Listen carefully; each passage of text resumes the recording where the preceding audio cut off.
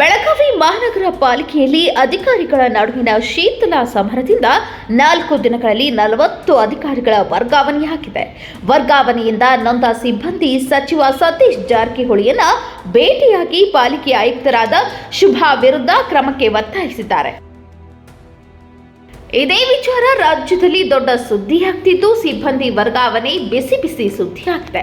ಆಯುಕ್ತರು ವರ್ಗಾವಣೆ ಮೂಲಕ ನಮಗೆ ಮಾನಸಿಕ ಹಿಂಸೆ ಕೊಡುತ್ತಿದ್ದಾರೆ ಎಂದು ಸಚಿವ ಸತೀಶ್ ಜಾರಕಿಹೊಳಿ ಮುಂದೆ ಅಳಲು ತೋಡಿಕೊಂಡಿದ್ದಾರೆ. ಆಯುಕ್ತ ಶುಭಾರನ್ನ ವರ್ಗಾವಣೆ ಮಾಡುವಂತೆ ಬೆಳಗಾವಿ ಮಹಾನಗರ ಪಾಲಿಕೆ ಸಿಬ್ಬಂದಿ ಪಟ್ಟು ಹಿಡಿದಿದ್ದಾರೆ.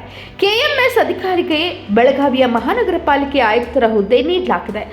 6 ಲಕ್ಷ ಜನಸಂಖ್ಯೆ ಹೊಂದಿರುವ ಬೆಳಗಾವಿಗೆ ಇದೇ ಮೊದಲ ಬಾರಿಗೆ ಕೆಎಂಎಸ್ ಅಧಿಕಾರಿ ಆಯುಕ್ತ ಆಗಿ ಬಂದಿದ್ದಾರೆ. ಐಎಎಸ್ ಅಧಿಕಾರಿಯನ್ನ ಬೆಳಗಾವಿ ಮಹಾನಗರ ಪಾಲಿಕೆಗೆ ನಿಯೋಜಿಸುವಂತೆ ಸಚಿವರಿಗೆ ಮನವಿ ಮಾಡಲಾಗಿದೆ.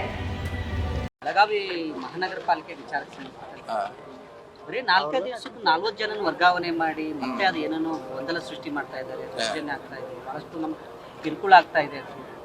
ನನ್ನ ಕಡೆ ಅಸೋಸಿಯೇಷನ್ ಬಂದಿದ್ರು ಅವರು, ಈ ರೀತಿ ಸುಮಾರು ಟ್ರಾನ್ಸ್ಫರ್ ಮಾಡ್ತಾರೆ ಮತ್ತೆ ವಾಪಸ್ ತೊಗೊಳ್ತಾರೆ ಅಂತ ಹೇಳಿದ್ರು. ಈಗ ನೋಡೋಣ, ಒಂದ್ಸಲ ಡಿ ಸಿ ಕಡೆ ಮೀಟಿಂಗ್ ಮಾಡ್ತಾರೆ, ನನಗೂ ಐಡಿಯಾ ಅಲ್ಲದ.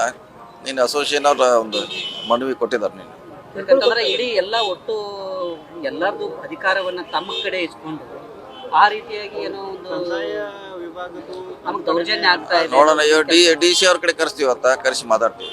ಡಿ ಸಿ ಮೀಟಿಂಗ್ ಮಾಡ್ತೀವಿ. ನಾಳೆಯಿಂದ ಇಲ್ಲ, ಇನ್ನು ಮುಂದೆ 15ಕ್ಕಲ್ಲ ಬಜೆಟ್ ಇರೋದು, 15ಕ್ಕೆ ಅವಾಗ ಅನೌನ್ಸ್ ಆಗ್ಬೇಕಲ್ಲ. ಸಿದ್ಧತೆ ನಾವು ಕೊಡ್ತೀವಿ. ನಾಳೆ ಬಜೆಟ್ ಮೀಟಿಂಗ್ ಇದೆ ನಮ್ದು, ಅವಾಗ ಕೊಡ್ತೀವಿ. ತಹಸೀಲ್ದಾರ್ ಮೇಲೆ ಲೋಕಾಯುಕ್ತ ದಾಳಿ ಆಯಿತು, 4 ಕೋಟಿ ರೂಪಾಯಿಗೂ ಅಧಿಕ ಹಣ ಕೂಡ ಸಿಕ್ಕಿತು. ಆದರೂ ಕೂಡ ಮತ್ತೆ